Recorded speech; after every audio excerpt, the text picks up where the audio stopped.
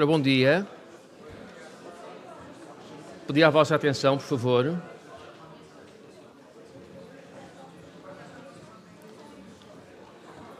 Portanto, esta sessão que nós vamos ter agora é sobre conservação marinha. Eu tinha, durante os últimos dias, apontado aqui 3 ou 4 tópicos que eu acho que são importantes no que diz respeito à conservação marinha, e é com prazer que vejo que esses 4 ou 5 tópicos já foram referidos, embora no âmbito mais alargado, já foram referidos nas intervenções anteriores, mas de qualquer modo é sempre útil sublinhá-los. E é útil sublinhá-los porque o meio marinho funciona de uma forma diferente do meio terrestre e do meio do saquícola, não é? Portanto, enquanto que a grande maioria da biomassa em terra está concentrada numa faixazinha de, enfim, algumas centenas de metros para cima e algumas dezenas de metros para baixo da interface com a atmosfera, no mar os processos ecológicos têm lugar em torno da coluna d'água e no fundo também, não é? Pronto. Isso faz com que no mar haja poucas barreiras geográficas e, portanto, o mar é um meio muito mais ligado, digamos assim, do que o meio terrestre. Portanto, é, por exemplo, difícil aplicar a noção de corredores de conectividade, porque a conectividade faz-se na coluna d'água, não é? Faz-se na matriz aquática, e isso significa que nós temos que dar atenção a toda a matriz na sua totalidade, a toda a matriz aquática na sua totalidade, e não apenas a territórios mais ou menos delimitados geograficamente. A exploração de recursos biológicos tem um caráter totalmente distinto no mar do que em terra. No mar ainda se caça, a pesca não é mais do que a caça, e portanto nós deixámos de caçar para nos alimentarmos, não sei, há algumas centenas de anos, milhares em alguns casos, quando nós estamos a pensar na maior parte da proteína animal que nós comemos, não é? Que é cultivada. No mar isso não acontece, portanto isso implica, enfim, processos diferentes de gestão dos recursos. Por outro lado, há uma coisa boa, é que todo o mar é domínio público, pelo menos o mar territorial e a zona económica exclusiva, não é? E, portanto, diferentemente do que se passa com terra, em que acabámos de ver que a propriedade do território português, em 90%, penso que é mais ou menos esse o número, é privada. No mar isso não acontece e, portanto, o Estado não se pode desculpar com essa dificuldade para fazer a gestão do domínio marinho. Mas, portanto, estas questões que, enfim, têm que ser traduzidas de alguma forma na gestão do meio marinho. E há outra particularidade adicional, não é? Portanto, assim como os processos biológicos se passam dentro de água, nós temos muita dificuldade em conseguir medi-los e conseguir compreendê-los. E a investigação sobre o mar, sobre estes processos, é muito mais onerosa e complexa também, em alguns aspectos, do que no que se passa nos ecossistemas terrestres. Portanto, nós temos que, mais tarde ou mais cedo, começar a definir objetivos, metas, indicadores quantificáveis para podermos aplicar uma gestão adaptativa. Se nós não conseguimos medir as coisas, portanto, este termo gestão adaptativa é um vazio, não significa nada, é um jogo de palavras apenas. Portanto, o mar é muito mais ligado, como nós já vimos, não é? E, portanto, temos que dar atenção aos aspectos de conectividade. Isto faz também com que, relacionado com isto, não é? Portanto, com as alterações climáticas, eu conheço alguns planos de ordenamento e de gestão de áreas marinhas portuguesas e não me lembro de nenhum em que seja referido portanto, a adaptação às alterações climáticas ou a mitigação das alterações climáticas. Eu não me recordo de nenhum. Assim como muito poucos falam sobre a biodiversidade genética. E, portanto, nós temos que rever estas coisas e temos que desenvolver redes de áreas marinhas protegidas que possam, de alguma forma, incorporar as mudanças que nós vamos ter do ponto de vista climático. Portanto, a velocidade de expansão para norte e para sul dos limites de distribuição no hemisfério norte e no hemisfério sul de espécies marinhas atinge as várias centenas de quilómetros por década. Portanto, o Miguel apresentou as principais conclusões da reflexão, como ele diz, que fez, portanto, a convite do Ministério do Ambiente.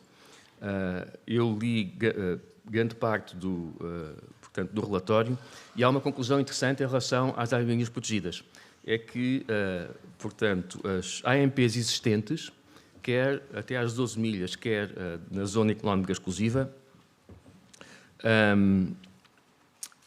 portanto, não coincidem com as áreas de maior valor que foram identificadas por exercício de modulação. Portanto, isto numa leitura rápida, isto permite duas leituras imediatas. A primeira, ou que as AMPs atuais não prestam, não servem, estão mal colocadas, ou então que a modulação está errada. Não é? Portanto, o estudo é muito cauteloso em referir que temos uma grande deficiência de dados que possam validar os modelos no meio marinho. Eu acho que e portanto isso de facto portanto, afeta os nossos esforços de modulação. Um estatístico muito famoso dizia que todos os modelos estão errados, alguns são úteis, se nós conseguirmos... O Box, exatamente, o Edward Box. Alguns são úteis se nós conseguirmos, enfim, parametrizar pelo menos os processos essenciais. Mas, portanto, eu acho que a situação é um pouco entre as duas, não é? Portanto, estas áreas marinhas que nós temos em Portugal resultam de um esforço de investigação apreciável, na maior parte dos casos, e, portanto, alguma biodiversidade ali está que é importante, de facto, mas nós temos que ampliar o nosso conhecimento sobre o meio marinho. Portanto, a reflexão portanto, deste estudo apresentado pelo Miguel também refere um aspecto interessante e que pode constituir uma mudança no paradigma da gestão, que é a do princípio do utilizador-pagador. Temos alguns exemplos em Portugal e eu tenho a satisfação de ter estado associado ao facto de pudemos implementar, isto foi um processo negocial de 10 anos praticamente, de investigação e de negociação de 10 anos, e pudemos implementar na Reserva Natural das Berlengas um mecanismo portanto, de pagamento de uma taxa de visitação, enfim, com vários problemas que têm que ser resolvidos, de aplicação, mas, portanto, foi um princípio, foi uma taxa que foi aceite pela sociedade da zona de Peniche e, portanto, dos principais intervenientes e utilizadores da Reserva das Berlengas. Isto remete para outra questão, que é a questão da cogestão e da interação com a sociedade. Portanto, estas medidas só se conseguem desenvolver se houver uma forte enraizamento, não é? E se conseguimos trazer as populações locais e os stakeholders que estão envolvidos, os agentes económicos, a esta problemática. Portanto, nós temos hoje 3 intervenientes que nos vão falar destas coisas. A primeira, eu apresento já, que é mais simples. A primeira, penso que já está em condições de intervir, que é a Bárbara Horta e Costa.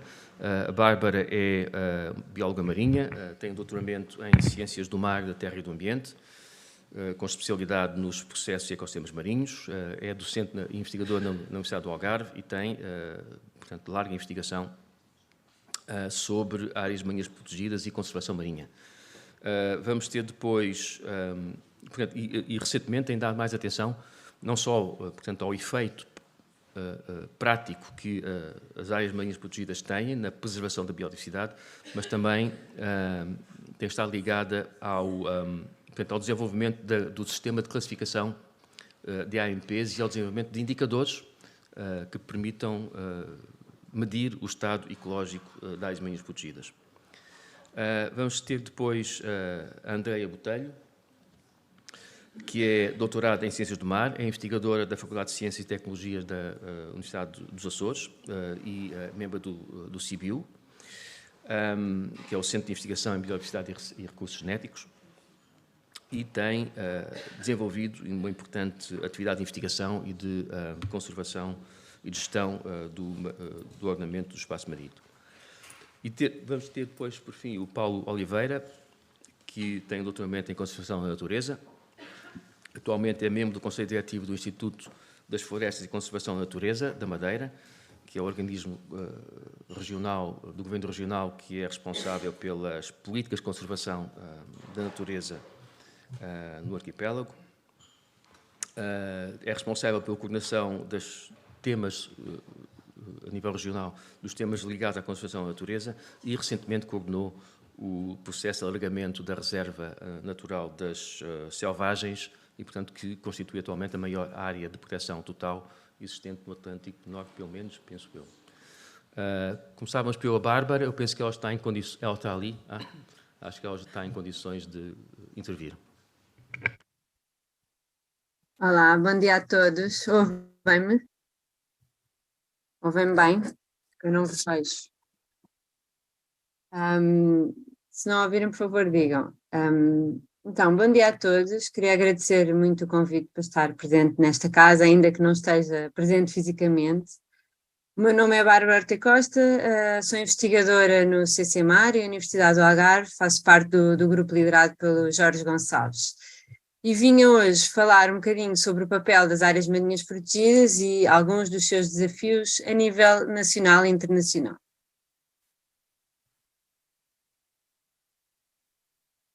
Eu estou a passar, mas não está a passar o slide. Então, começava com uma pergunta que parece simples, mas que acho que é importante para nos guiarmos sobre o que queremos em relação a esta estratégia, que é o que são e para que servem as áreas marinhas protegidas. E como o nome indica, são áreas delimitadas no espaço, portanto são, em última análise, se olharmos de cima, são polígonos no mar, não é? No mapa. E, portanto, o objetivo será não só dedicar-se a uma espécie em específico, mas à interação entre as espécies, aos habitats que elas dependem, aos seus ecossistemas. Portanto, é uma ferramenta bastante abrangente e que, por definição, o objetivo principal tem de ser a conservação da natureza. Portanto, é isto que as distingue de outras ferramentas espaciais que também podem ter benefícios de conservação. Mas, além deste objetivo principal, podem e devem ter múltiplos objetivos, e ainda bem que têm, e têm que ter regras para os cumprir, muitas vezes através de zonamentos, para poder conseguir ter múltiplos e às vezes contraditórios objetivos sociais e socioeconómicos. Uma das características é que deve ter uma maior proteção do que a zona adjacente. Isto parece ser uma afirmação um pouco básica, mas vamos ver que é relevante e temos que ter em atenção esta premissa. Têm sido realmente usadas como bandeira de programas de conservação marinhos e por todo o mundo, porque têm realmente este objetivo principal de conservação.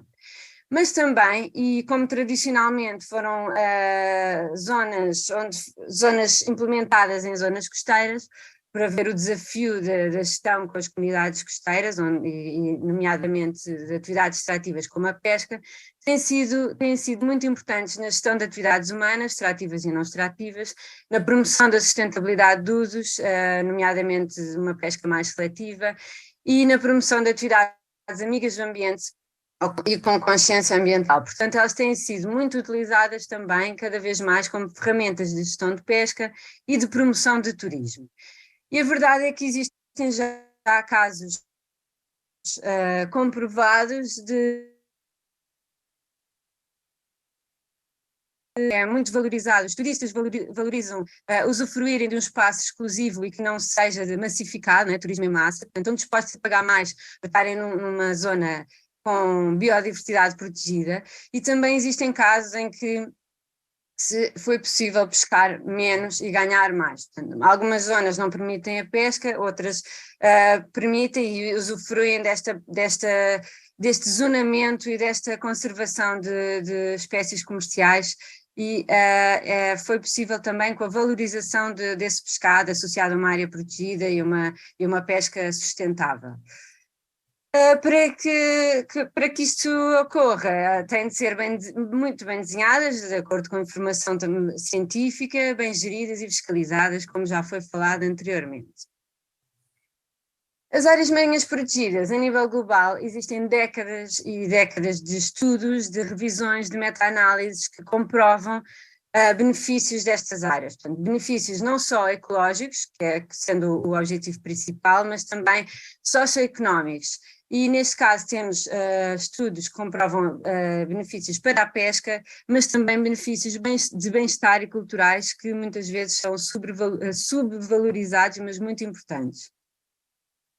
Estes estudos levaram a que realmente estas áreas sejam bandeiras de conservação e levaram a várias metas que já foram hoje faladas, nomeadamente a que tínhamos para 2020 de 10% e que também temos como objetivo de desenvolvimento sustentável, mas um fator, é um indicador muito fácil de seguir, que é uma percentagem de cobertura, mas a verdade é que estas metas têm muito mais informação do que só isto e falam de que estas áreas têm de ser geridas de forma eficaz, equitativa, devem ser ecologicamente representativas e conectadas entre si. Portanto, há outros indicadores que têm de ser criados para irmos fazendo o seguimento destas outras características destas metas. No mês passado também já foi referido que foi aprovado então na CBD este Target 3, que é a continuidade do anterior, do Aichi Target 11, que aumentou a percentagem de cobertura para 30% até 2030 e manteve estas outras características que são sempre subvalorizadas, mas também têm de ser avaliadas e deviam ser submetidas a ver campos para a sua submissão. E também a estratégia europeia para a biodiversidade, que Portugal já estava comprometido, em que além destes 30% de áreas marinhas temos esta característica que eu acho muito interessante, finalmente existe uma meta com um tipo de proteção que é a proteção estrita, portanto seria uma proteção muito elevada ao total. Estas metas e estes compromissos têm sido, então, advogados e seguidos com base na extensa literatura que existe, mas é importante referir que esta extensa literatura está baseada em áreas marinhas protegidas de proteção total, ou pelo menos no-take, sem atividades extrativas. Mas estas não são embora a grande maioria dos estudos seja nestas áreas, estas não são a grande maioria das áreas que existem no mundo. Portanto, mais de 90% das áreas marinhas protegidas são de proteção parcial, portanto, permitem algum nível de extração.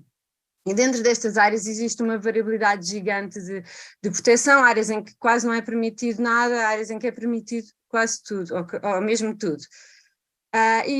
Estudos recentes em que tivemos envolvidos usando um sistema de classificação fizeram uma meta-análise, comprovaram que os níveis de proteção e o desenho, portanto, estão em zonamento e adjacentes a áreas de proteção total, importam. Portanto, as áreas de proteção alta ainda promovem benefícios de conservação, as outras, as áreas de proteção elevada, apenas quando está adjacente a uma área de proteção total, de proteção moderada, peço desculpa.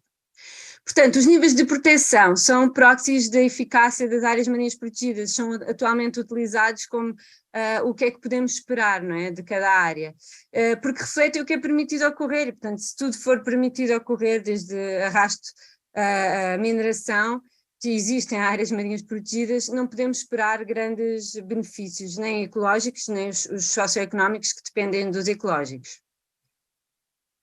Aqui mostrava o tal sistema de classificação que é baseado nos regulamentos, foi dada prioridade à pesca, mas incluem-se outras atividades, portanto é saber o que é permitido ou não ocorrer em cada área, e no final acabamos com uma classificação de área de proteção total até uma área que pode ser considerada não protegida, não é? Unprotected. São áreas que são paper packs, não têm mais proteção dentro do que fora. Entretanto, este sistema de classificação foi incorporado num mais recente, publicado o ano passado, chamado MPI Guides, que além dos níveis de proteção tem outros componentes, como os estágios de implementação, que é importante porque distinguem, têm critérios para distinguir áreas que são apenas propostas ou que já têm algum decreto de designação, mas ainda não estão implementadas, não têm as condições mínimas para se considerar implementado no terreno, e isso implica ter um plano de ordenamento e de gestão, uma equipa de gestão no terreno, regulamentos, etc. Pronto, isto tem esta inovação interessante. E depois também contempla as condições mínimas de sucesso e os potenciais resultados sociais e ecológicos de cada este tipo de áreas protegidas. Portanto, existe um site na Protected Planet onde está, e convido-vos a visitar. Este MPA Guide é organizado então por esta matriz. Como veem, temos aqui os estágios de estabelecimento e depois os níveis de proteção, e a proteção que realmente pode contar é aquela que já está implementada ou ativamente gerida no terreno, né, no mar, e que seja a proteção total ou alta, visto que foi a que até agora é a que parece a garantir benefícios de conservação pela literatura científica. Aqui queria mostrar-vos um caso de estudo que foi o Mediterrâneo, onde foi aplicado o sistema de classificação das áreas protegidas.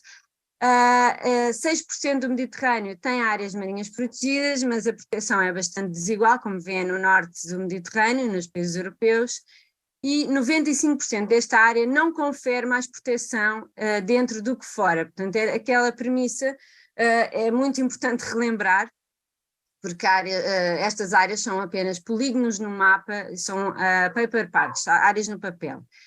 95% de toda esta área. E apenas 0,23% do Mediterrâneo tem proteção total ou alta, portanto a tal proteção que pode ser considerada estrita e que tem que atingir os 10%.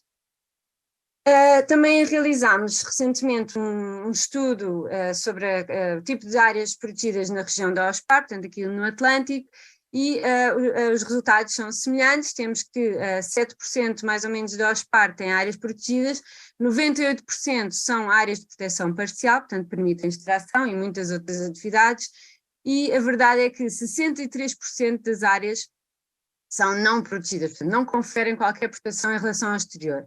Mais 7% de proteção fraca significa que 70% das áreas têm níveis que não podem promover, não conseguem promover a conservação. Estas áreas não servem para, não são apenas mesmo áreas no papel, não servem para nada. Estamos a confiar em áreas, por isso é que a percentagem de cobertura sozinha não é suficiente para conseguirmos realmente o que queremos, que é a conservação da natureza.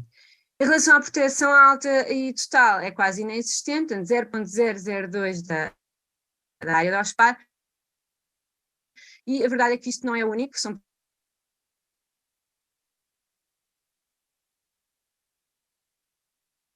padrões semelhantes ao que for para o Mediterrâneo. Da estratégia europeia de 2030 temos que aumentar estas áreas em 4% na região da OSPAR e em 5.000, em 4% não, 4 vezes, e em 5.000 para atingirmos a tal proteção estrita dos 10%.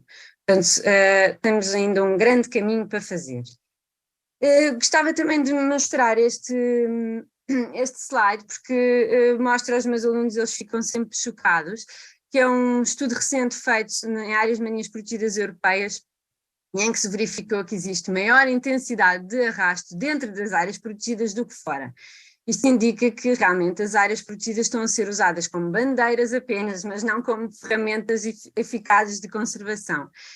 O gráfico seguinte mostra espécies sensíveis que existem em menor quantidade dentro das áreas do que fora. Portanto, as áreas estão a ser alvo de maior nível de arrasto do que fora. Em relação, agora fazendo um zoom para Portugal, tem aqui um mapa das áreas, algumas são anunciadas, outras propostas, outras já implementadas ou pelo menos com propostas para a Natura 2000. Em cinzento vocês veem as áreas que são da rede nacional. Aqui neste caso só conseguimos ver, são tão grandes que o zoom não permite ver as mais costeiras, mas conseguimos ver estas da extensão da plataforma continental. Na Madeira, este mapa ainda não está atualizado para ter a expansão das ilhas selvagens. A nossa realidade nacional, portanto, temos à volta de 6 a 7% considerando a Natura 2000 ou não, das áreas portuguesas, e isto inclui o mar territorial e ZE em conjunto, E por isso a nossa primeira reflexão é que existem muitas áreas marinhas protegidas, mas ainda estamos aquém dos 14% de que nos comprometemos até 2020 e agora dos 30% até 2030. Temos muito trabalho ainda para fazer.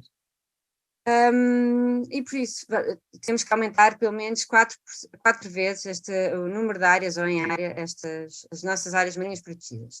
Em relação ao tipo de proteção, a proteção total ou estrita ou alta é muito residual, os cálculos já com a extensão da selvagem, mesmo assim estamos abaixo de 1% e portanto temos que aumentar 35 vezes este tipo de áreas, de área de proteção total ou alta, para conseguirmos cumprir os 10% até 2030. Aplicando o MPA Guide, temos um cenário muito interessante porque temos os estágios de estabelecimento e vemos que mais de 95% estão apenas consideradas como designadas, não estão ainda implementadas. Hoje falou-se muito disto de manhã, existe uma falta, ainda uma deficiência na implementação e temos mesmo que conseguir implementá-las. Portanto, se calhar antes de aumentarmos a percentagem de cobertura, temos que cumprir os requisitos e implementar as áreas que existem, né? Portanto, para deixarem de estar apenas no papel.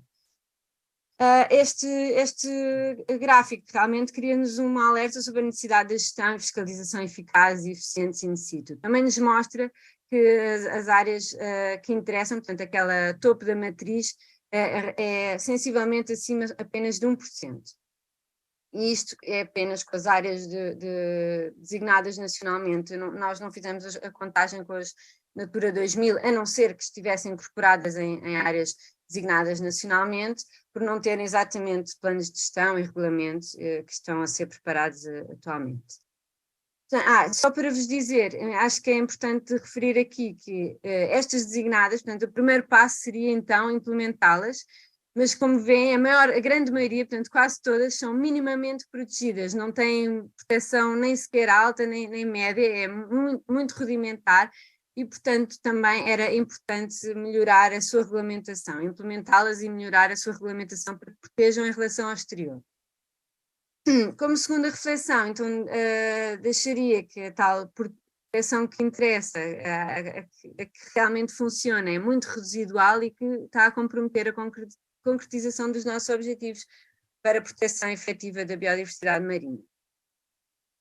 Continuando o diagnóstico das áreas portuguesas, acho que é de realçar que existem muito poucos estudos que permitem uma avaliação boa da eficácia das áreas protegidas, porque não temos estudos prévios, nem temos estudos muito continuados e regulares ao longo do tempo, e isto é essencial para conseguir retirar outros efeitos ambientais, como os que foram falados hoje de manhã, e tentar perceber se as áreas estão mesmo a cumprir os seus objetivos. Portanto, isto é essencial e depois para comunicar e avaliar e ajustar as medidas.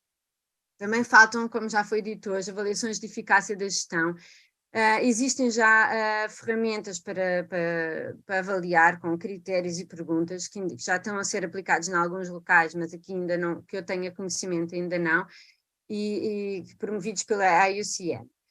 Existe também uma necessidade de melhor cooperação entre entidades com competências, por exemplo, na fiscalização. Nós temos muito poucos meios e, portanto, temos mesmo que partilhar partilhar os recursos e tentar que exista fiscalização, porque é essencial para que funcione uma área protegida.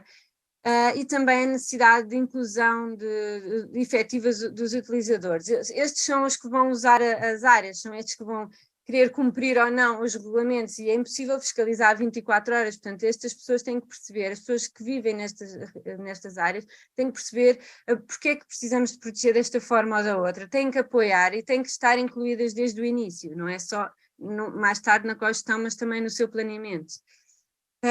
Recentemente foi proposta uma lista de indicadores para as áreas do continente, foi um esforço colaborativo a pedido da Autoridade Nacional, acho que é um esforço interessante que era importante também divulgar aqui. E como terceira reflexão, deixo que há a necessidade realmente de repensar os mecanismos de gestão, inclusão e monitorização. Portanto, já foi falado hoje e é muito importante para as áreas marinhas protegidas que estão longe da visão e longe da presença da maior parte destas pessoas, da maior parte dos gestores e população nacional. Queria falar daqui agora de 2 projetos que tivemos envolvidos, o Mar Sudoeste, em que houve o mapeamento de habitats e de biodiversidade, com estes parceiros todos, do Parque Natural, do Parque Marinho do Sudeste Alentejano e Costa Vicentina. Foi produzido um livro para o público em geral, uma exposição, existe um site, convido-vos a visitar, marsudoeste.pt, e neste projeto conseguimos verificar algum efeito de proteção em algumas zonas, existem poucas zonas com proteção elevada, a maior parte do parque quase não tem uma proteção muito, muito incipiente, mas nestas zonas de proteção elevada realmente conseguiu-se verificar maiores tamanhos e abundâncias em algumas espécies de interesse comercial como o sargo, o que foi interessante. Como recomendações principais foi o estabelecimento de uma gestão mais inclusiva, o reforço da fiscalização, não existe gestores, não existe um barco de gestão no local, portanto existe gestores, existe vigilantes, mas não com possibilidade de ir ao mar. A extensão das medidas de proteção para zonas mais profundas onde foram detectadas habitats importantes de corais e de esponjas, porque esta zona é uma zona muito estreita com apenas 2 km de extensão. A monitorização mais regular, né, destas várias componentes e a continuidade de ações de sensibilização e capacitação. Passando agora para outro projeto em que estivemos envolvidos mais recentemente, que foi o caso de estudo da AMPIC, Área Marinha Protegida de Interesse Comunitário. Temos aqui o roteiro processual de todo o trabalho que foi realizado. A fase 3, que foi o processo participativo, foi muito interessante, muito desafiante, demorou quase 3 anos, mas só foi possível porque havia realmente dados também de vários anos que permitiram identificar este local como muito rico. E aqui mostro-vos um mapa no topo superior esquerdo de uma parte do Algarve, de Faro até Lagos, onde é um hotspot, é um índice de hotspot de biodiversidade, e como veem nesta zona é a zona mais rica, e no mapa abaixo vêm os tipos de habitats e espécies sensíveis que foram observados, portanto isto necessitou de vários anos de estudos científicos nesta zona, que permitiu chegar a esta conclusão. Mas também, por ser esta zona mais rica, é a zona mais utilizada de todo o Algarve, por várias atividades humanas, e isso torna esta área ainda mais necessária de proteger, para suportar todos esses usos, mas também desafiante nesse aspecto, de conseguir gerir tanta atividade. Assim, em modo muito breve, este processo participativo iniciou-se em 2018, teve 6 sessões, mais uma de videoconferência, onde foi, porque já era no tempo da pandemia, para ajustar a última proposta a entregar ao governo, teve mais de 60 reuniões bilaterais, mais de 90 entidades participantes, portanto foi um processo muito demorado, moroso, muito desafiante, mas muito interessante, e é assim que têm que ser implementadas e desenhadas as áreas marinhas protegidas, porque só assim é que elas vão ser apoiadas e cumpridas. Na proposta de zonamento, a entrega ao governo, foi também entregue as medidas de compensação que se previa, e também uma proposta de cogestão para funcionar no futuro. Portanto, acho que está relacionado com o que foi falado de manhã, e era muito importante que isto seguisse para continuar a ser um processo inovador. Do nosso conhecimento, este é o primeiro processo que vem com tantos anos de informação e que cria um processo tão abrangente e tão difícil, mas que esperemos que seja exemplo de muitas outras áreas a ser submetidas. Entretanto, o Governo disse que ia designar esta área, estamos muito contentes expectantes à espera dessa designação. Na proposta final, só para vos dar nota, este é o zonamento da área, portanto tem várias zonas para conseguir acomodar os diferentes objetivos desta área, não é? de interesse comunitário. Aqui no centro vocês veem que há uma zona de proteção total, depois tem uma zona de proteção parcial que rodeia a zona da crista, do Recife, e na prática, segundo a classificação internacional, isto seria uma área também de proteção total, porque não tem atividades extrativas. Portanto, vai ser a maior área de no-take de Portugal continental, se for aprovada desta forma, o que também será, mais uma vez, inovador. Para continuar com a inovação, Seguimos com um projeto de monitorização prévia desta área, portanto estamos a fazer monitorização nas diferentes futuras zonas possíveis, não é? Estamos a fazer monitorização vasta, não só ecológica, mas também a nível da pesca, que é a atividade que vai se calhar ter mais impacto por causa destas zonas, e estamos a ter estes dados todos para um dia alguém poder monitorizar e avaliar se estas zonas e se esta área está a ter eficácia, né? Está a cumprir os objetivos. Também estamos a fazer atividades de comunicação, porque é essencial envolver as comunidades locais e informá-las. Temos nossas redes sociais, tivemos uma exposição, vamos ter mais produtos em breve, portanto sigam-nos se quiserem nas redes sociais para ficarem informados. E aqui estão os parceiros e o financiamento. Portanto, resumindo e para finalizar, como é que nós podemos ter sucesso? Áreas protegidas com sucesso. Temos de ter um planeamento adequado, baseado em informação científica e conhecimento local. Temos de ter uma regulamentação adequada que permita cumprir objetivos. Não vamos conseguir nada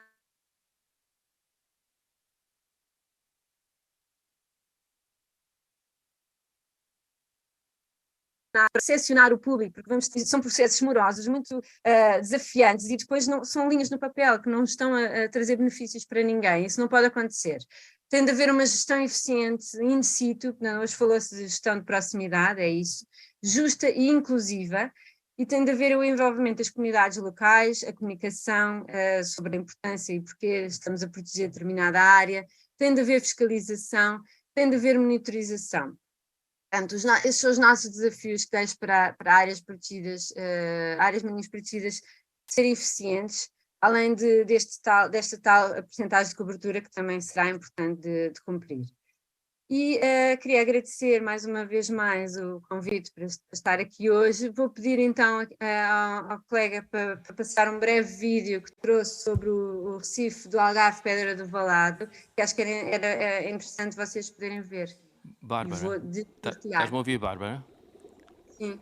Sim, eu ia, se não te importas, deixar o vídeo, passar o vídeo à hora do almoço. Nós estamos um bocado atrasados e teríamos que andar um pouco mais depressa. Eu sei que são só 2 minutos, o vídeo é bonito e as pessoas, portanto, antes de ir comer ou quando estiverem a comer, podem ver o vídeo facilmente. Não te importas, Bárbara? Tudo bem. Obrigado. Obrigada. Andréia, sim?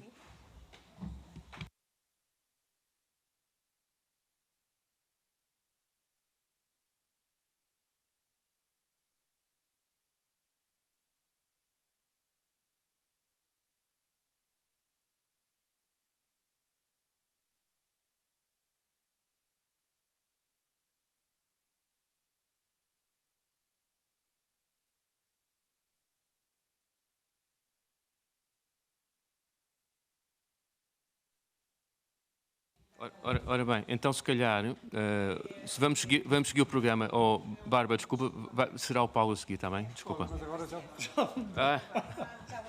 Pronto, já mudou, então pronto, fica a Bárbara, fica a Andréia,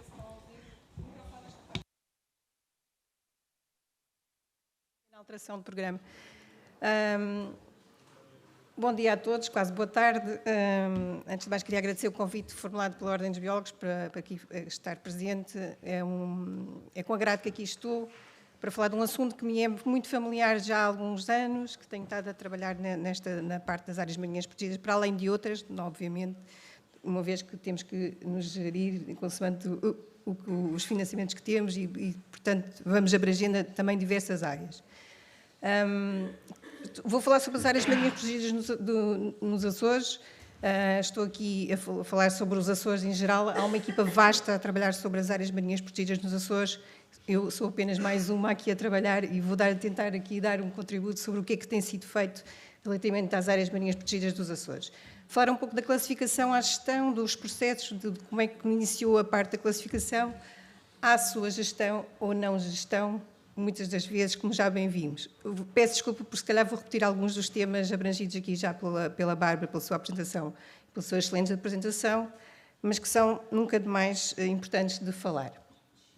Portanto, começamos pela parte da definição do que é uma área marinha protegida, portanto, acaba por ser uma área marinha delimitada geograficamente e gerida de forma a alcançar a conservação da natureza a longo prazo. que são essenciais, toda a gente sabe, para salvaguardar a biodiversidade dos recursos naturais, e o estado dos ecossistemas marinhos. Mas uma área não é só um polígono, não é só uma área definida. Portanto, esta área, para além do valor que tem nesta determinada área, existe o seu valor e os seus vai contribuir para as zonas adjacentes, e esta é efetivamente a premissa que se pretende a nível dos ecossistemas marinhos e do benefício em prol também do meio adjacente. Mas para que exista uma eficiente AMP é preciso também conciliar os usos e as atividades existentes. E conciliar estes usos não só nas atividades extrativas, como também as não extrativas, e determinar qual a melhor forma e qual a forma eficaz que poderão existir algumas destas atividades nas áreas marinhas protegidas, com algumas regras, com alguma gestão, com alguma adequação relativamente à sua atividade. Os serviços de ecossistemas estão presentes também nas áreas marinhas protegidas, portanto, não só dão serviços de suporte, de dinâmica da cadeia trófica, da biodiversidade, da diversidade genética, serviços de provisão, nomeadamente a nível do fornecimento de alimentos, dos recursos pesqueiros, dos recursos genéticos, como também possibilitam a regulação dos processos físicos, químicos e biológicos do ambiente marinho, e além de fornecerem também serviços culturais muito associados à parte de ecoturismo, que é um dos exemplos, a nível da parte costeira, essencialmente. Como eu disse, ia repetir aqui alguns slides, este é um deles, que de facto é uma imagem que demonstra o que era o que tínhamos no passado, o que temos no presente e o que é que precisamos fazer no futuro. Portanto, se mantivermos o que neste momento presente e se não agirmos já em conformidade, muito facilmente vamos manter sempre este estado presente. Portanto, é necessário agir célere, de forma eficaz, de forma eficiente, para que se consiga fazer uma proteção destes ambientes. Existem, como já foi referido, vários níveis de proteção associados às áreas marinhas protegidas, dependendo muito dos objetivos que se pretende para cada uma delas, dependendo muito da área em que estamos a ter em conta. E para que se consiga alcançar estes objetivos de desenvolvimento sustentável, existem vários indicadores associados em que a cobertura das áreas marinhas protegidas relativamente às áreas marinhas é apenas um dos indicadores que permite chegar e atingir a parte dos objetivos e alcançar as metas já mencionadas. É apenas um dos indicadores. Existem muitos mais indicadores que são relevantes para esta necessidade e para este suporte das áreas marinhas protegidas. Temos as metas de proteção de 10% até 2020.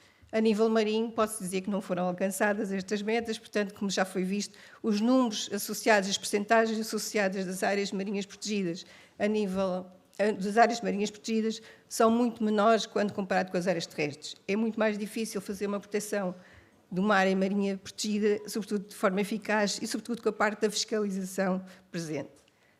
Temos o desafio ainda mais ambicioso para 2030, das 30% destas áreas protegidas. Extremamente ambicioso, precisamente pelos fatores que já foram aqui abordados. Temos algum conhecimento de base, mas ainda há áreas em que não há esse conhecimento de base. É necessário também adquirir mais algum conhecimento, é necessário usar o conhecimento existente e ir mais além, reunir o conjunto da informação existente para possibilitar os modelos associados à definição de quais são estas áreas a gerir, quais são as áreas a definir, quais as áreas a classificar, mas, sobretudo, quais são as áreas e as medidas que devem ser aplicadas para haver a gestão. Para além destas metas também associado e reportar nas estratégias marinhas, existe também, portanto, os descritores existentes na parte da Diretiva Quadro de Estratégia Marinha, que também vêm beneficiar um bocadinho e contribuir para a aquisição do conhecimento sobre as áreas e também estas nas áreas marinhas protegidas. Portanto, estão a ser desenvolvidos também estes programas de avaliação do estado das áreas marinhas, que possibilita também o levantamento de informação que ajudará também, a posteriori, na definição e na gestão das áreas marinhas protegidas.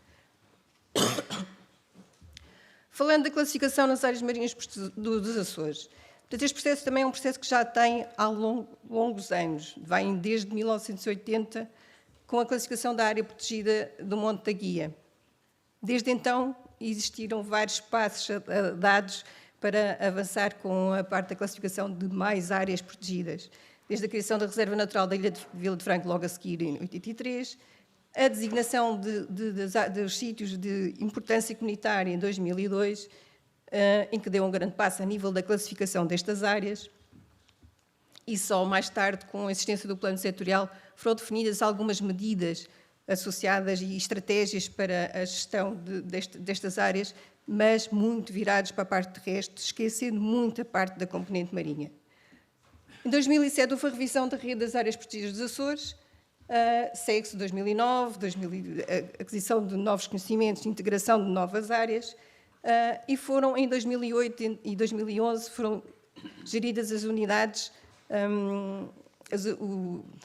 as unidades de gestão, são formados os parques naturais de ilha, que gerem estas áreas relativamente à parte costeira, e o Parque Marinho dos Açores, que gera as áreas marinhas protegidas a nível offshore. 2014, a implementação da DQM, como já falei, vem ajudar um pouco na integração da informação. Revisões, novamente, das áreas relativamente ao Parque Marinho dos Açores. E agora estamos na fase da classificação de novas áreas, mais áreas. Temos estas áreas que foram definidas, não temos a sua gestão, não temos uma implementação efetiva, mas estamos a ponderar fazer a classificação de novas áreas. Temos este REP, temos que o cumprir, mas temos que o cumprir de forma mais eficaz. Volto outra vez à parte da classificação, portanto, existem estas várias representações existiam estas áreas de classificações relativamente à parte das áreas protegidas. Nos Açores representam-se em termos de várias, um conjunto vasto de áreas a nível do mar territorial, que são por si áreas, muitas delas de pequena dimensão, que às vezes podem não refletir também a importância das áreas e podem não ser as mais adequadas e equacionadas. Novamente, e como já foi referido, falta muita avaliação sobre a eficácia e a eficiência das áreas marinhas protegidas atuais e, sobretudo, como não há planos de gestão, como não há medidas concretas, também a classificação por si só não vem ajudar relativamente à parte de uma avaliação ser melhor ou pior, portanto, vai-se manter estacionária. A nível offshore, temos também já uma extensão bastante grande em termos de áreas protegidas classificadas. Existe indicação de que estas áreas são mais fáceis em termos de sua classificação, uma vez que têm menor usos associados a algumas áreas, mas impõe-se aqui também um problema a nível da sua classificação relativamente ao conhecimento.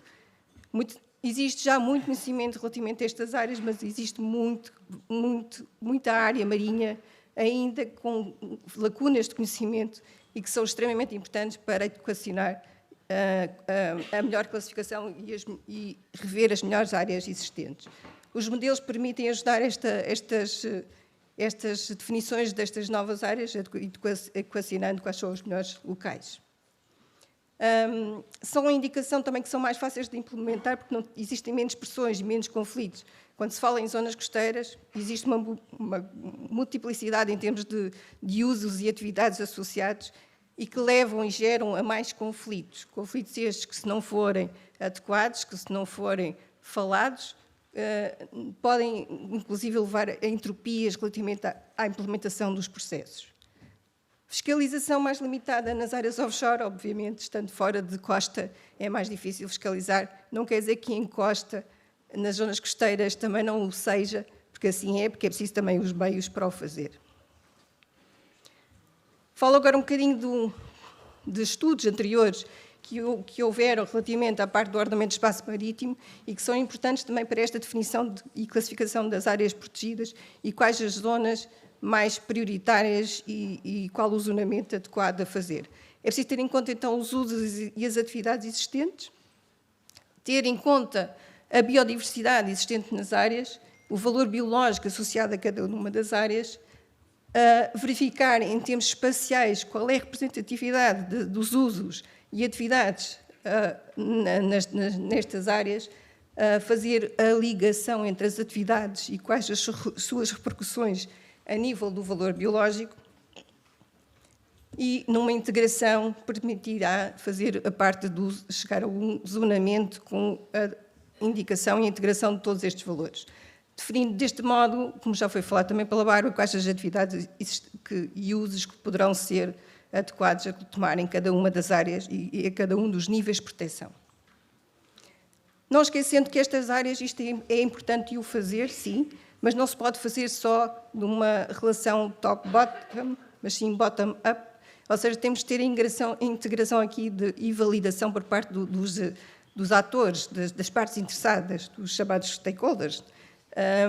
E com isto foram realizadas algumas ações de integração destes atores e partes interessadas, utilizadores, diversos níveis, para fazer uma validação do que foi proposto, uma validação do sistema, mas sim também para dar um pouco a sua opinião sobre o que são áreas marinhas protegidas e não são, e quais as vantagens e desvantagens, e o que interessaria, quais os usos, definirem eles próprios quais são os usos e as atividades que devem ser promovidos ou restritos nas áreas e fazendo deste modo um processo de integração da sua informação no sistema, de forma que se sintam em conjunto a planear, a decidir, que não se sintam postos à margem, que não seja uma classificação imposta.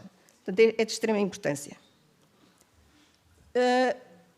O exemplo anterior foi a nível de uma área, a nível de São Miguel, mas também existem exemplos a nível do Faial, a nível do canal Faial-Pico, em que também foram feitos alguns cenários relativamente, desenvolvidos alguns cenários relativamente e com diferentes níveis de proteção. Relativamente à parte do Blue Açores, surgiu um pouco mais tarde, com a ambição de proteger, promover e valorizar o capital marinho e natural dos Açores, para assegurar um oceano saudável com base numa economia azul, próspera e sustentável, e como já sabemos, temos as várias metas associadas. No âmbito do Blue Açores foram feitas duas expedições científicas que trouxeram mais conhecimento científico sobre algumas das áreas, para além daquele que já existia, mas não, por si só, duas expedições científicas não abrangem também só a informação necessária que recolher, portanto temos que ter um conjunto de informação importante a recolher, mas também iniciou-se um mapeamento também dos usos do oceano e também tem integrado o processo participativo com os stakeholders. A nível de investigação existem diversos apoios e financiamento de múltiplos projetos de investigação de vários âmbitos, diversa divulgação científica ao longo dos anos, de décadas de anos, sobre as áreas marinhas protegidas ou sobre a parte ecológica das áreas marinhas protegidas, com diversos tipos de estudos associados, mas que existem ainda algumas lacunas de conhecimento e que temos ainda que apostar mais. Refiro ainda que houve já, e que também tem havido acompanhamento a nível da monitorização atual por um programa do Governo, e desde que começou a ser mais frequente e mais periódico, desde 2016, na inventariação da parte costeira das áreas marinhas protegidas, em que existe um reforço relativamente à proteção de dados nas diversas áreas. Peixes, invertebrados, macroalgas, diversidades, abundâncias, tamanhos, espécies não indígenas, etc.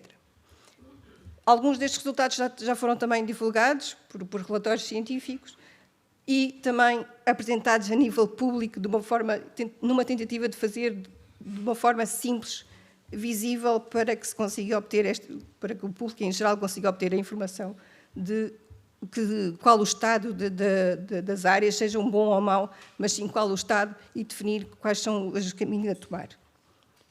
Pontos de situação, portanto, é necessário, apesar de existir o consenso sobre a importância e a necessidade das restrições espaciais, é necessário facilitar a implementação e a gestão, evitar os conflitos e oferecer o descrédito que a população tem neste momento sobre a criação de novas áreas marinhas protegidas.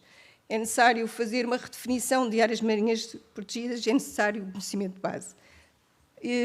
Precisamos, portanto, da gestão efetiva, dos planos de gestão, da monitorização, da vigilância e da fiscalização.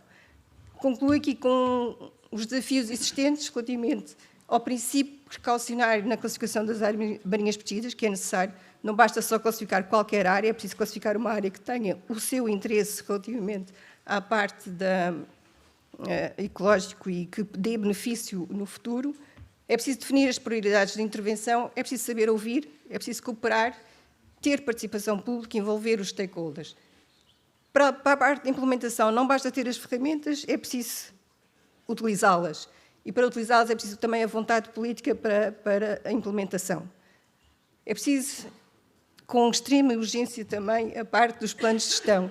Não basta classificar, é preciso gerir. Portanto, temos que dar o passo à frente. Classificar por si só não serve de todo de nada. É preciso gerir as áreas, senão não há de forma nenhuma os benefícios associados às áreas marinhas protegidas. Gestão adaptativa também já foi mencionado. A monitorização, que é preciso haver o acompanhamento relativamente a estas áreas, desde os existentes métodos tradicionais a novos métodos que estão no mercado neste momento, que estão a ser desenvolvidos, todos eles complementares, não há um método só que seja eficaz, portanto é preciso a complementaridade entre os vários métodos. É preciso também inovar a nível da vigilância e da fiscalização, arranjar novas metodologias para que seja efetiva também. Comunicar as ações a desenvolver e, como disse, a divulgação pública é necessária para o cidadão, para se compreender o que estamos a falar, para que ele próprio seja o ator principal na parte desta proteção e desta gestão e que não seja só de uma decisão, mas sim que seja de um acompanhamento a nível de todos. E pronto, e com isto, muito obrigada.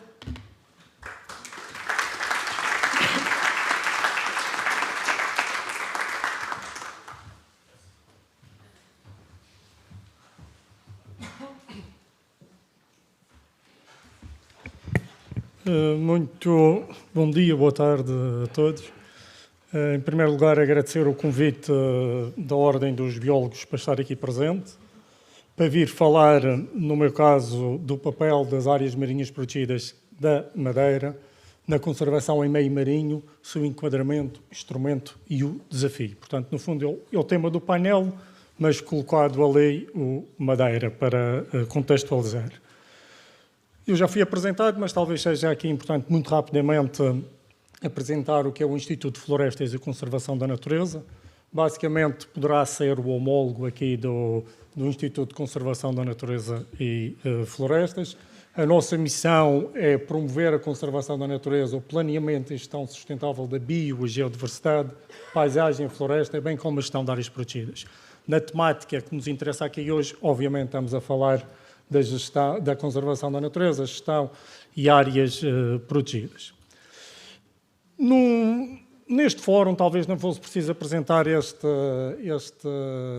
slide, mas é um slide que nos contextualiza um pouco aqui a importância dos arquipélagos para a biodiversidade.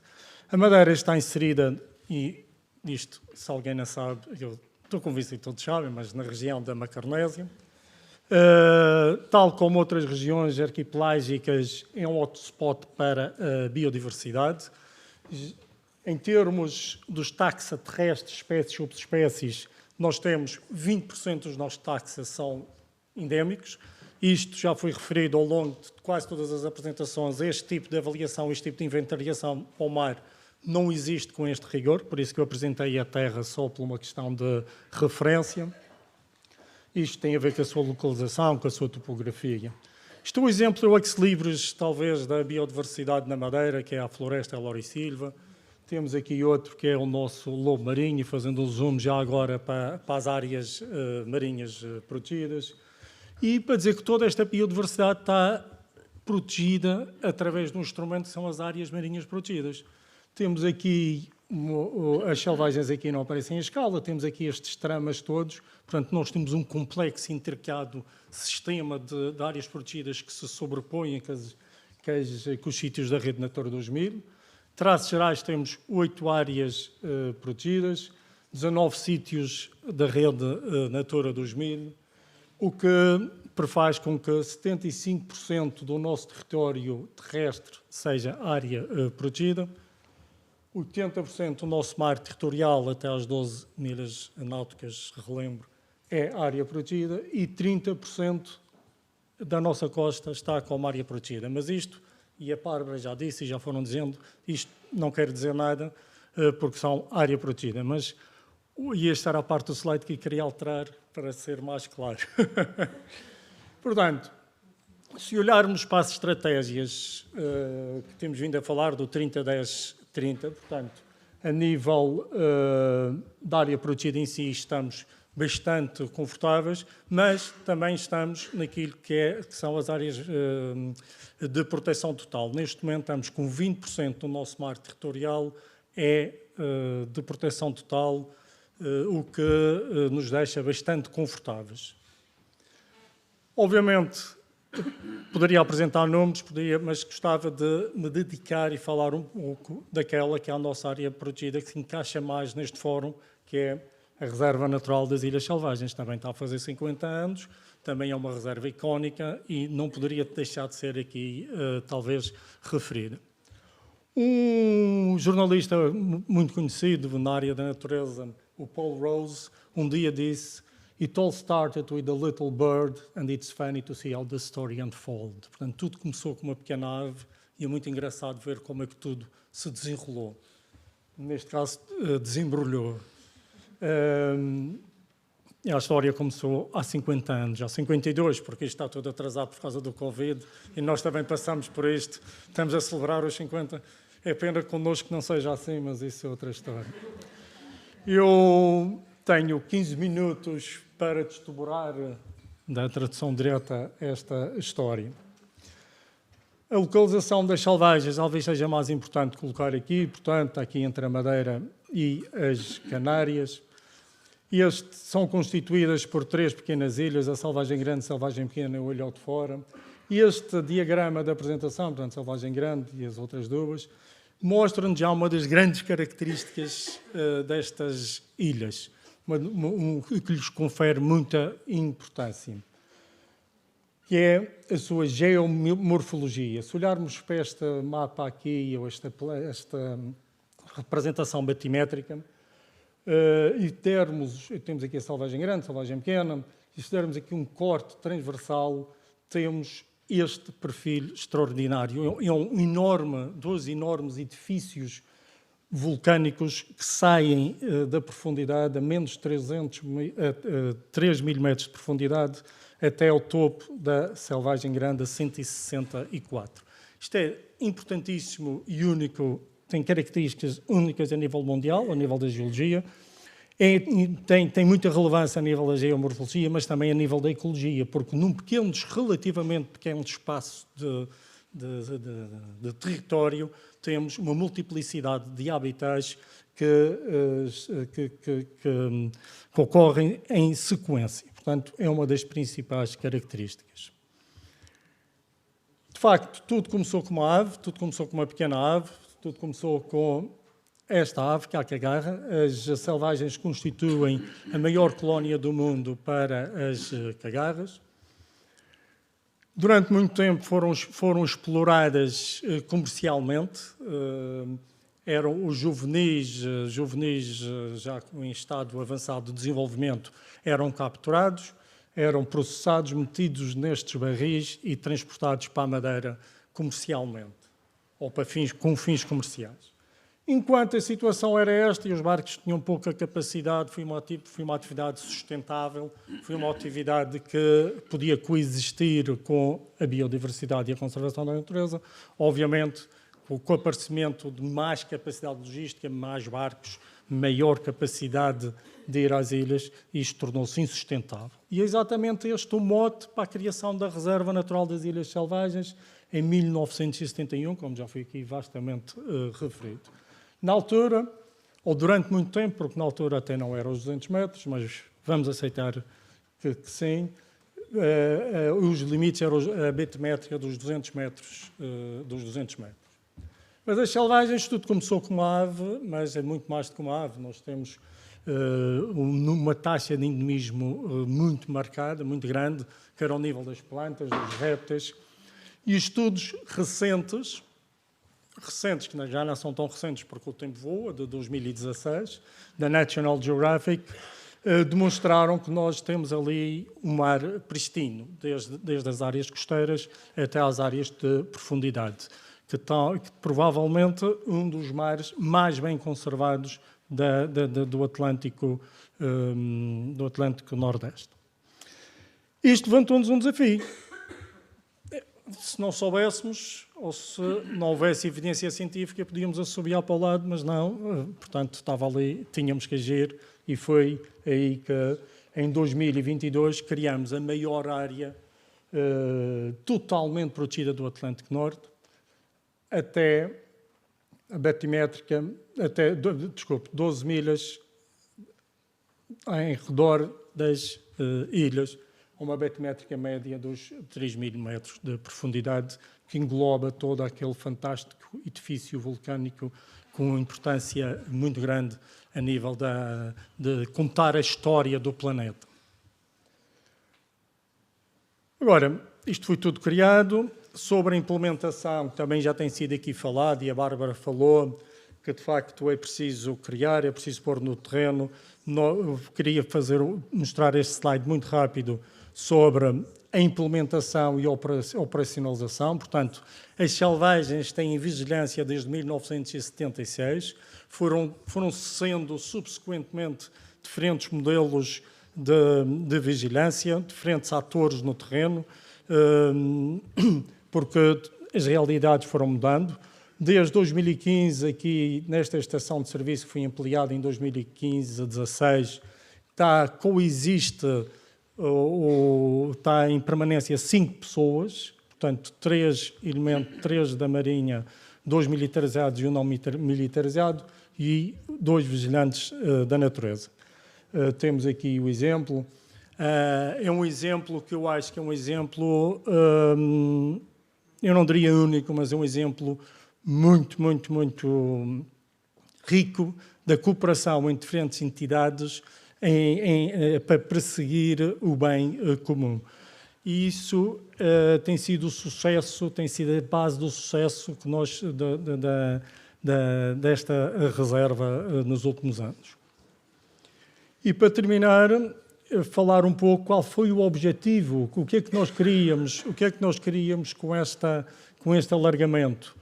Obviamente, o óbvio e o básico, também já foi dito anteriormente, é a preservação dos ecossistemas pristinos. Portanto, isto não carece de qualquer outro tipo de explicação. Melhorar a atividade de pesca, também já foi aqui dito, e depois eu não arrisco por quem é que disse, porque tantas pessoas já falaram. Eu ainda tomei umas notas no telemóvel, mas não as trouxe. Portanto, melhorar a atividade de pesca é um facto que pesca-se nas áreas adjacentes mais, ou mesmo que menos, melhor peixe. É um peixe que vem de habitats pristinos, vem com um fitness muito melhor. A promoção do turismo sustentável, a Bárbara falou de tudo isto, portanto, isto no fundo é o concretizar daqueles objetivos a montante que são postos. Nós temos um plano de gestão que foi revisto em 2017 exatamente para acomodar o turismo sustentável naquelas ilhas, e para nós, enquanto a região que vive do turismo, isto traz uma mais-valia indireta muito grande, que traz também turismo para a Madeira, porque as pessoas, quando começam a pesquisar, eles ali embaixo têm a maior área marinha protegida, se calhar tratam bem do seu ambiente e querem ir à Madeira ver aquilo. Portanto, há aqui este também efeito satélite, eu diria assim. Obviamente, aumentar a resiliência às alterações climáticas. Todos sabemos que habitats e ecossistemas bem conservados são muito mais resilientes às alterações climáticas. Isso também já foi aqui, de certa forma, dito. E também o papel dos oceanos para mitigar essas alterações climáticas também está cada vez mais em cima da mesa, por assim dizer. No fim, ainda não é por fim, mas temos muita vontade de criar ali um hub científico, porque de facto é uma zona com características únicas, e é uma zona que de facto vai ter uma evolução muito interessante fruto desta nova aposta. E no fim, sem qualquer tipo de narcisismo, mas a verdade é que, e também foi dito pela oradora que me precedeu, que é a vontade política, a determinação política para que estes espaços sejam dados, é determinante. E, de facto, foi um ato de coragem termos criado esta área.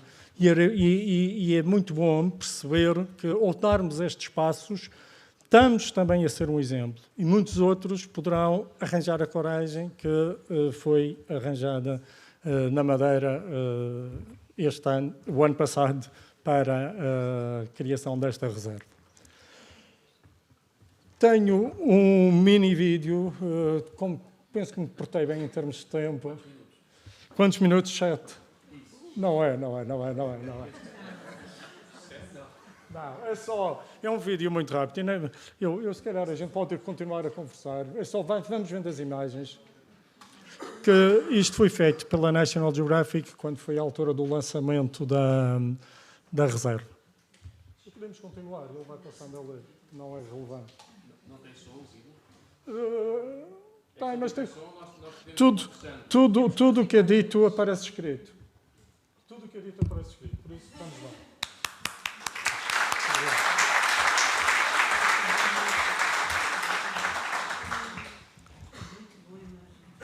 Ora bem, nós devíamos terminar a sessão às 13 horas, à 1h. Eu penso que conseguimos ter pelo menos 10 minutos de interação com a assistência.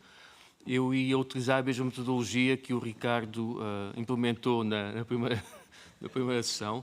Portanto, uma pergunta para cada um dos intervenientes. Evitem, por favor, fazer grandes declarações e, portanto, perguntas concretas que queiram apresentar.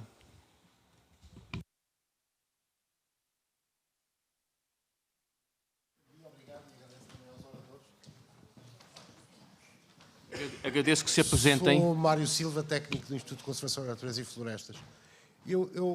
Talvez é uma intervenção um bocadinho reativa. A pergunta pode ser para qualquer um deles e até para a ordem dos biólogos, se for caso disso.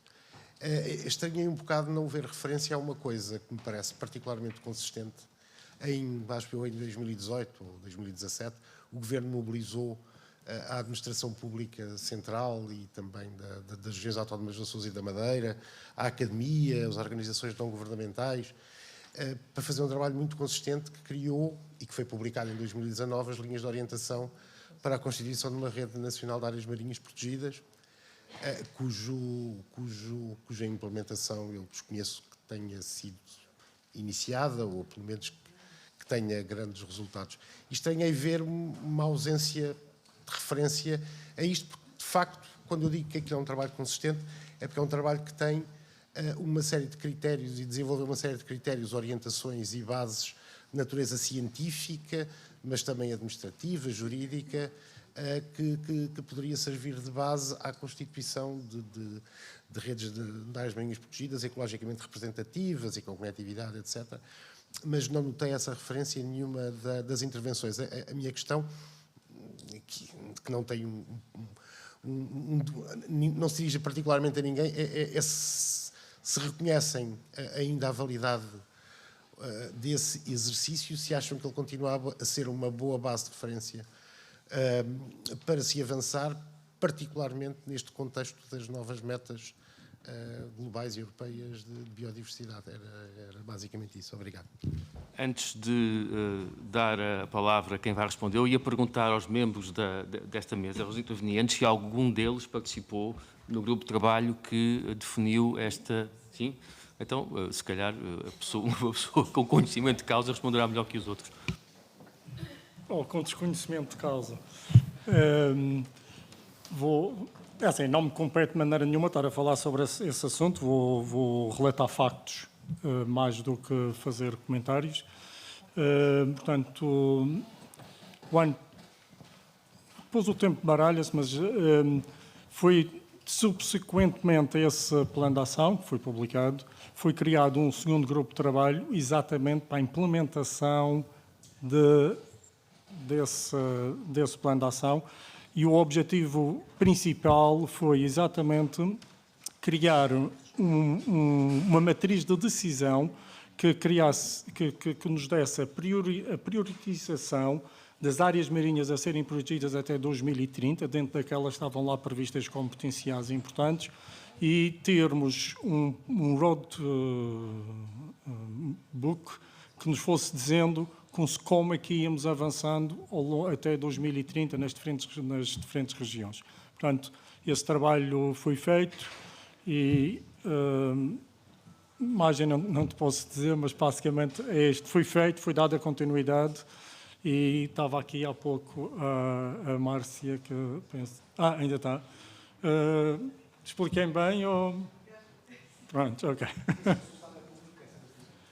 Essa matriz ainda não está totalmente fechada, mas já está 90% e muito por cento. Certo? Alguma questão mais? Bem, eu tenho aqui uma, e se calhar dirijo-a à Andreia. Portanto, nós nos Açores e na Madeira, portanto, e no mar também entre os arquipélagos e o continente, temos assistido à designação de uma série de áreas marinhas protegidas em alto mar. O Alter, o Anti-Alter, não sei se os nomes todos, não é? Não esgoto a lista, com certeza. O Meteor, o Josephine, portanto, estão em alto mar e em águas que neste momento são águas internacionais, portanto, estão fora da zona económica exclusiva. Estão dentro daquilo que será, se a proposta for aprovada, a plataforma estendida, mas neste momento isso não acontece. E, portanto, qual é o valor real da designação destas áreas, dado que o país, Portugal, não tem instrumentos que permitam atuar sobre essas áreas na situação atual, e no futuro, se vier a ser aprovada a extensão da plataforma, os instrumentos e a jurisdição que Portugal terá será só sobre os fundos oceânicos. E, portanto, a biodiversidade da coluna d'água, pelágica, fica fora deste âmbito. Para que é que isto serve? Eis uma questão bastante pertinente e extremamente difícil de responder, não é? Obviamente. São grandes desafios, como já foi referido. O mar, como lá está, não é só... Não se exerce só numa parte, numa componente. Existe uma estratificação a nível da coluna d'água, fundo do mar, etc. E todo ele é importante em termos da proteção. Gerir só perante uma determinada parte poderá não ser só o suficiente para permitir. São áreas que estão fora da jurisdição, não é? No fundo, torna-se ainda mais complicado de gerir estas áreas e de ter mecanismos de interligação internacionais que promovam a proteção destas áreas. De facto, para que é que serve? A parte da classificação e a proteção de qualquer área serve sempre para muito, não é? Serve sempre, de alguma forma, de equacionar e de melhorar e valorizar e proteger os ecossistemas existentes. É necessário definir alguns mecanismos internacionais que permitam esta cooperação para que se consiga gerir de forma eficiente estas áreas. Não vai ser um desafio fácil, obviamente. Existem interesses por diferentes motivos, de diferentes partes e diferentes valências, mas é preciso equacionar e assegurar efetivamente esta proteção. E mais ainda, se põe o problema, mais uma vez, também da parte da fiscalização e da vigilância. Como é que se vai operacionalizar estas áreas? Quem o vai fazer? Portanto, são todos os mecanismos que são de todo necessários equacionar e o quanto antes para que se consiga obter alguma mais-valia destas áreas. Portanto, neste momento não são mais do que aspirações, digamos assim. Digamos que são boas aspirações, mas que não se podem colocar em esquecimento de todo. Portanto, é preciso trabalhar sobre elas.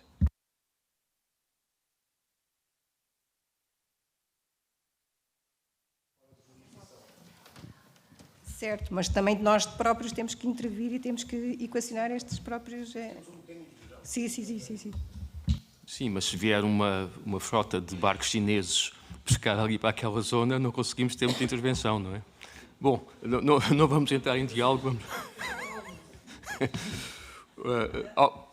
Sim, faz favor. vídeo da Bárbara tem som e vai interferir aqui com o nosso diálogo. Sim, só ia abrir mais uma oportunidade de fazer uma questão colocada à Bárbara, quem não teve a oportunidade de intervir.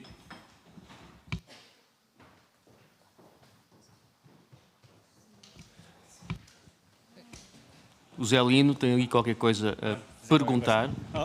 Ok, olá Bárbara, tudo bem? Uma vez que a pergunta é para ti, a minha pergunta é: estamos a ter uma série de objetivos muito ambiciosos em termos quantitativos.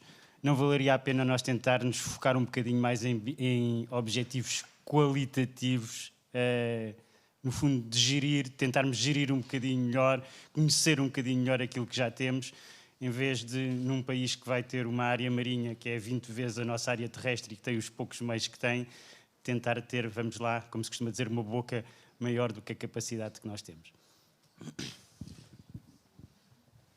Obrigada, Aline, pela pergunta. Eu diria que acho que as duas estratégias têm de acontecer par e passo. Acho que é super importante e acho que é o mais importante, na verdade, prioritário é estabelecer o que nós já temos e tentar proteger o que já conseguimos designar e que já identificamos, tentar proteger de facto.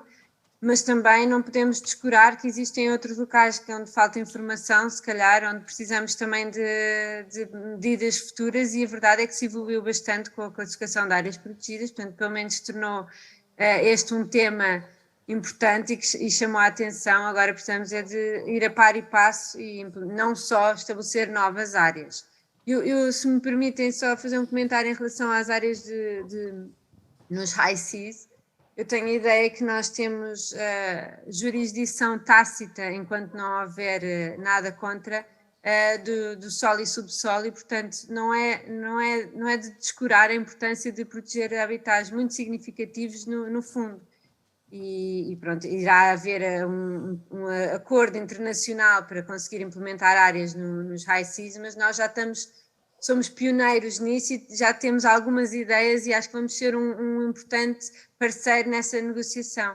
Eu acho que nós, como um país marítimo e com uma cultura tão ligada ao mar, temos mesmo que valorizar o nosso papel. A Madeira é um exemplo importante que foi agora demonstrado. Nós temos mesmo que valorizar o nosso papel e mostrar que vamos conseguir implementar áreas que funcionam.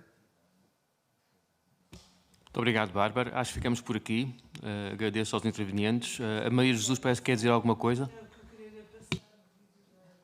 Sim, se puderem passar o vídeo da Bárbara, por favor.